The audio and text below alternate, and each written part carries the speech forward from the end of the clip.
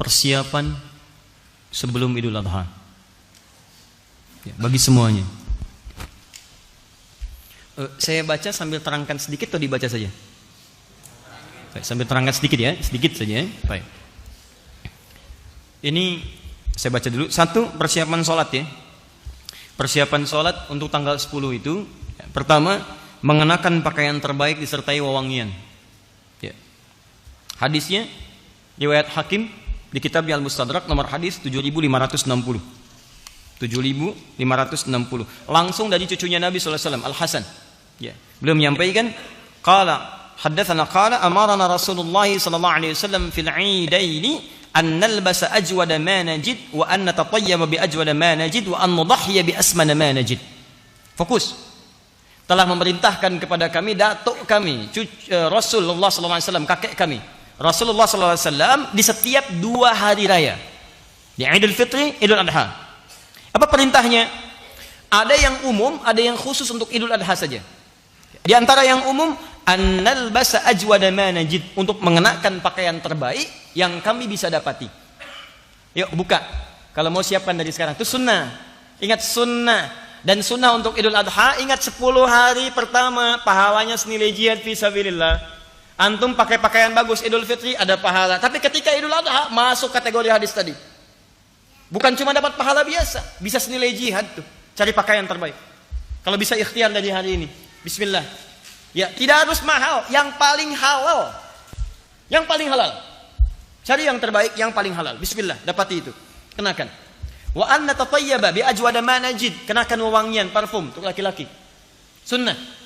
Kalau ingin bertambah lebih, saat mau salat bawa lagi parfumnya. Di Timur Tengah itu biasa. Ya, sampaikan. Dan niat ikhlas dibagi. Ya, sampaikan, pakai, tebarkan lagi, pakai. Setahun sekali pahalanya tinggi. Kemudian, nah ini dia, wa an nudhhiya bi asmana ma najid. Dan Rasulullah SAW memerintahkan pada kami untuk menyembelih berkorban dengan yang terbaik yang mampu kami dapatkan. Caranya begini, ya. Anda punya anggaran berapa? Misal, saya punya anggaran 3 juta. Dari yang 3 juta itu cari yang paling bagus hewan kurbannya. Nanti ada ikhtilaf dari kalangan ulama. Ada yang mengatakan domba, ada yang mengatakan sapi, macam-macam. Yang poin yang paling penting dari yang banyak manfaatnya, ya ada kadang daging manfaatnya. Bagi sementara orang ini nggak makan daging kambing, makannya sapi, ya daging sapi. Maka Anda ikut kepada bagian dari daging sapi. Ada dia makan daging kambing, makan daging sapi misalnya, Anda bisa berkorban. Ini lebih bagus yang ini, maka itu yang dimaksimalkan. Dari anggaran yang Anda miliki, berikan yang terbaik di situ. Paham ya? Ya dari sekarang biasanya sudah disampaikan. Jadi Alexan itu sudah ada flyernya, yang lain sudah ada flyernya. Berapa kira-kira bagian sapi sekian? Ya, bagian kambing sekian. Ya. Untuk makan kambing apa sapi? Hah? Makan kambing apa sapi? Sapi, masya Allah, luar biasa. Kita makan daging sapi, dia makan sapi. Ya? Makanya saya katakan luar biasa. Buat ya. Haram hukumnya. Ya. Beli dulu, masak dulu, baru dimakan. Ya. Kalau sudah disembelih apa hukumnya? Belum tentu. Sembelih dengan membaca Bismillah ya Allahu Akbar, ya. Baru kemudian jadi belum tentu. Kalau yang disembelih kambing orang, ya. Sudah. 2. Sunnah kedua, hadis riwayat Ahmad. Nomor hadis 22.984 di Musnad Ahmad. Sunnah yang kedua, tidak makan terlebih dahulu. Ingat, setelah sholat subuh, kalau Idul Fitri itu sunnahnya makan dulu. Untuk menunjukkan bahwa subuh ini beda dengan subuh yang kemarin saat masih puasa. Sekarang harus buka, makanya haram hukumnya puasa. Jelas ya? Untuk Idul Adha, sunnahnya jangan dulu makan. Jelas ya? Sunnahnya jangan dulu makan. Kapan makannya dilakukan? Kita baca hadisnya.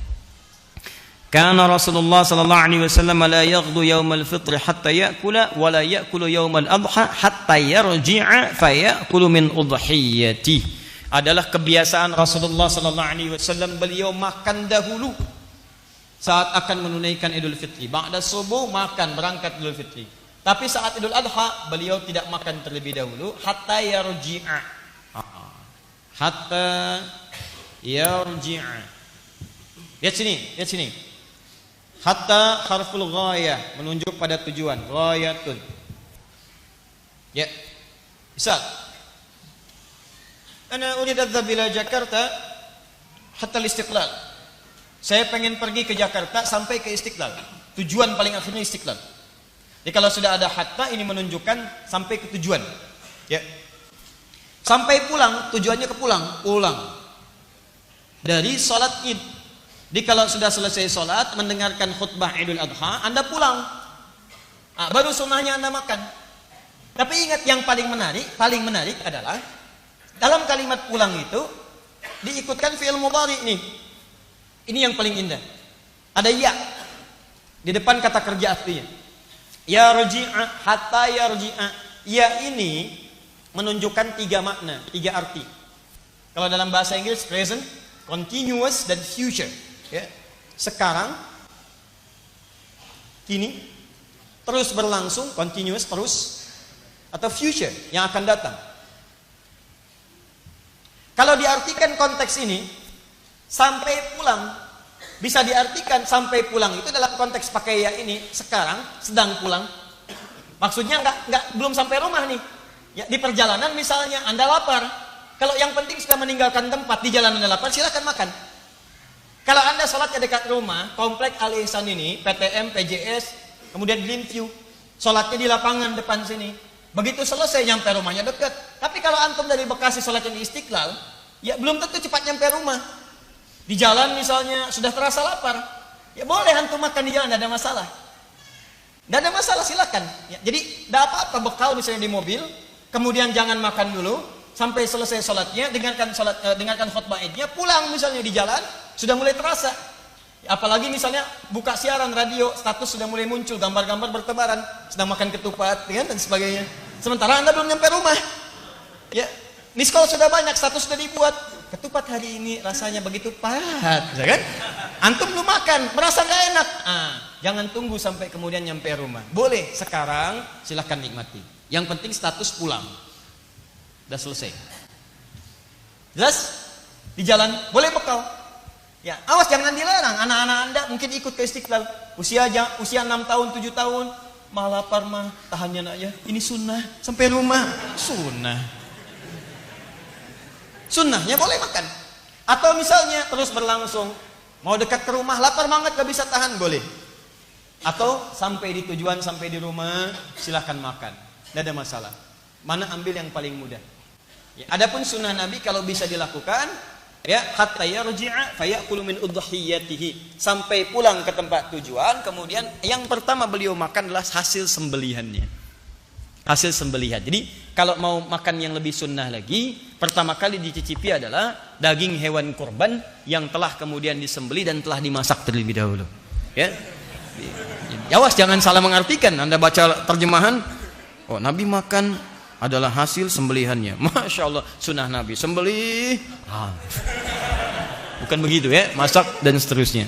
Paham ya? Jadi sunnahnya jangan dulu makan, begitu Anda lakukan berpahala. Yang kedua, siapkan makanan untuk pulang.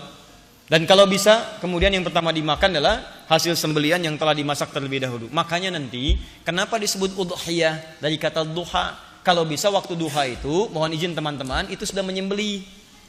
Nanti kita akan lihat bedanya Idul Fitri dengan Idul Adha. Kalau Idul Fitri agak longgar sholatnya, jam 7 boleh. Karena orang berangkat tuh ada yang makan dulu. Tapi kalau sholat Idul Adha jangan kelamaan. Syuruk tuh udah dimulai. Sholat.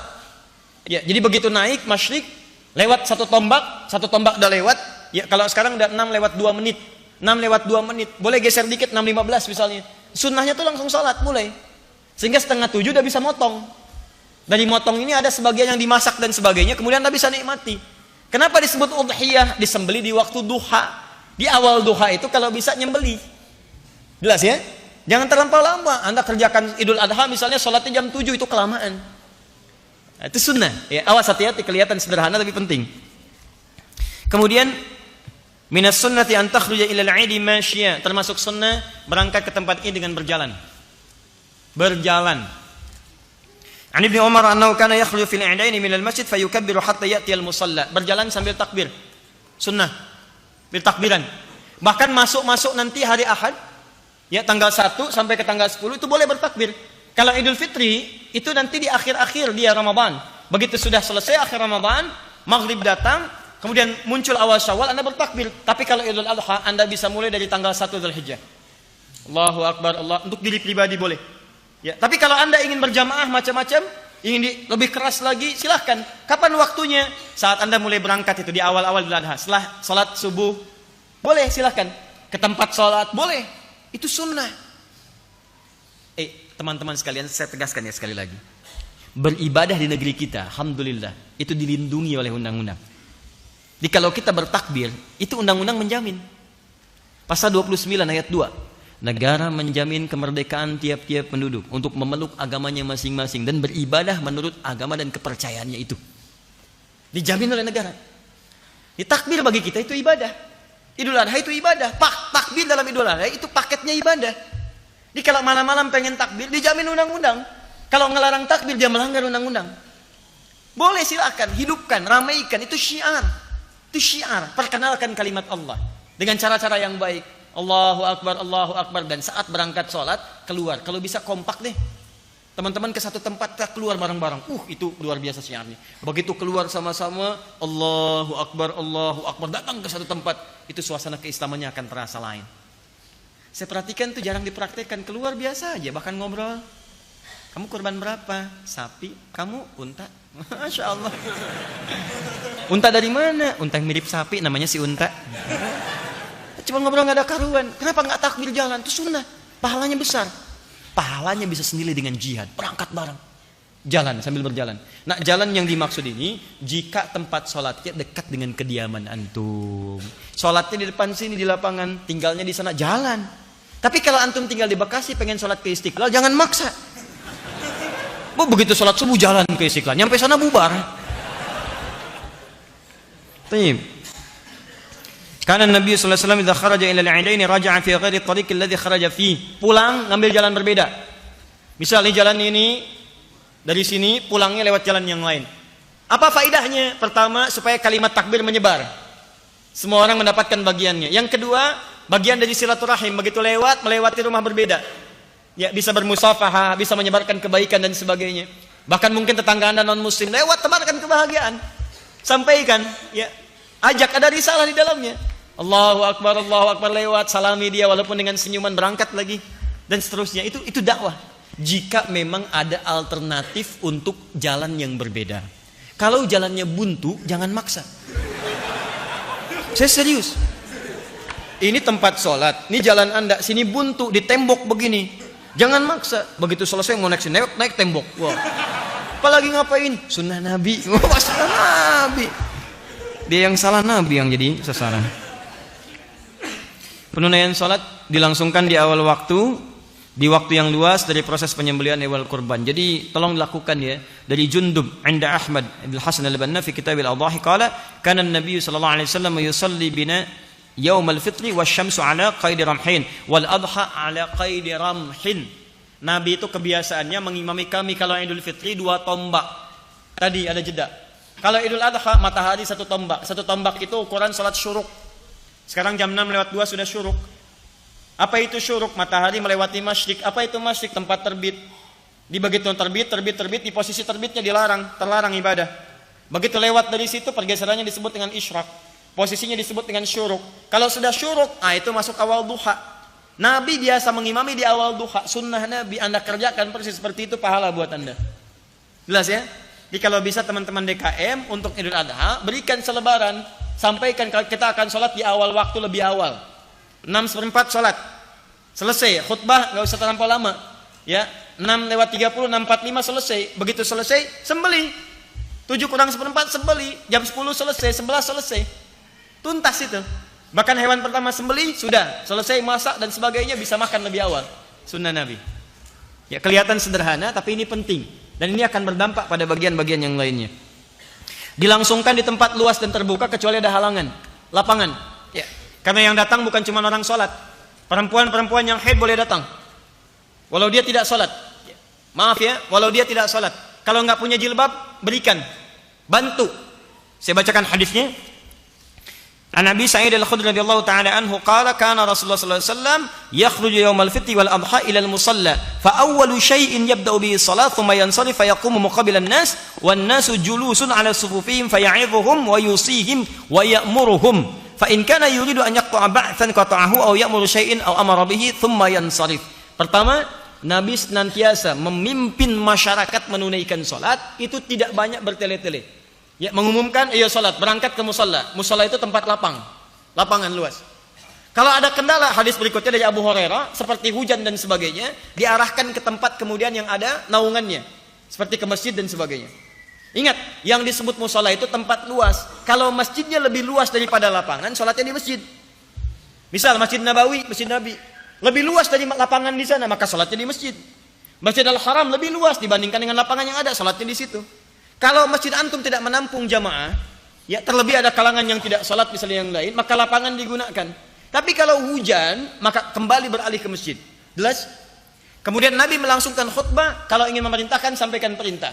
Kalau ingin menegaskan larangan sampaikan larangan, tidak bertele-tele. Setelah selesai beliau tutup dengan salam, kemudian tutup dengan doa, selesai itu baru kemudian bergegas untuk menunaikan penyembelihan. Tahan. Memasang sutrah depan imam ya. Ingat, depan imam sebagai gambaran saf yang tidak boleh dilewati, itu sudah pernah saya terangkan. Sunnah bersedekah boleh. Ya, sunnah bersedekah. Jadi kalau ada nanti dalam konteks Idul Adha, sebelum salat atau setelah salat Anda ingin edarkan kotak infak, itu boleh. Sunnah bersedekah ya. Hadis yang disampaikan dari Ibnu Abbas radhiyallahu taala anhuma. Ya. Thumma atan nisa wa ma'ahu Bilalun fa amarahunna bis sadaqah fa ja'alatil mar'atu tulqi khursaha wa tulqi sikhabaha. Dalam konteks kemudian beliau berkhutbah, ya ada dalam keadaan tertentu Bilal diperintahkan untuk berputar mengumpulkan sedekah. Ya, maka ada kemudian yang mengumpulkan dengan antingnya, ada pula memberikan kalungnya. Jadi perempuan-perempuan ada yang sampai bersedekah pada saat itu. Jadi sunnah boleh. Di dalilnya kalau ada yang bertanya kenapa ada yang sebelum salat lewat pakai kantong, ada yang pakai kotak ya. Jalan begini, itu bukan mobil-mobilan tuh, ya jalan geser-geser, bukan begitu. Itu sunnah, ya. Jadi dari sekarang siapkan, boleh Anda kemudian isi. Saya agak cepat di bagian yang terakhir. Maaf, penulaian salat Idul Adha tidak diawali dengan adzan maupun iqamah. Jangan terlampau soleh, ya. Jadi nanti pas bangun salat nggak usah adzan, nggak usah qomat. Termasuk kalau salatnya ditunaikan di lapangan, itu tidak ada tahiyat lapangan. Ingat, tidak ada tahiyat lapangan, yang ada tahiyatul masjid. Ya, kalau di masjid silakan tahiyatul masjid, tapi kalau di lapangan tidak perlu tahiyat lapangan. Ya, jelas ya? Jadi duduk saja, datang langsung duduk. Jelas? Kalau ada kotak langsung isi untuk sedekah. Tayyib.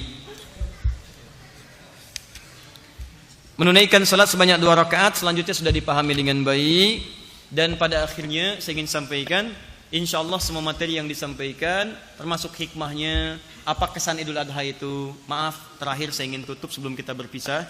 Dalam ta'lim malam hari ini, ingat baik-baik, setiap datang Idul Adha tidak hanya terkait dengan evaluasi diri, kemudian juga dengan ibadah kurban, tapi ada perbaikan evaluasi keluarga. Pesan saya, tolong Anda cermati kembali tentang perjalanan kisah Nabi Ibrahim dengan keluarganya.